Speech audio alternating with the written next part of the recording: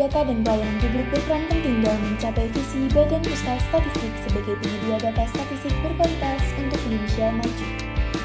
Untuk mewujudkan hal tersebut, perlu dilakukan monitoring dan evaluasi berkala.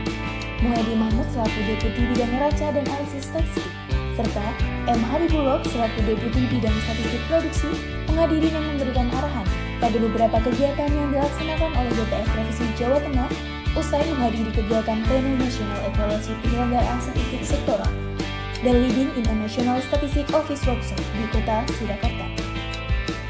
Muhammad Mahmud beserta Kepala BPS Provinsi Jawa Tengah Endang Tri Wahyuningsi menghadiri dan memberikan arahan pada kegiatan konsultasi serentak produk domestik regional bruto triwulan Kabupaten Kota menurut lapangan usaha 2024 yang bertempat di Hotel Ibu Styles Kota Semarang. Dalam arahannya, Edi menyampaikan bahwa kualitas data PDRB Kabupaten Kota berperan penting dalam perencanaan pembangunan di Kabupaten Kota se-Jawa Tengah. Selain itu, M. Habibullah juga hadir dalam kegiatan Fokus Group Discussion Standar Pelayanan Publik di Hotel Mahalaya, Kota Surakarta, dan memberikan arahan kepada pegawai di kantor BPS Kota Surakarta.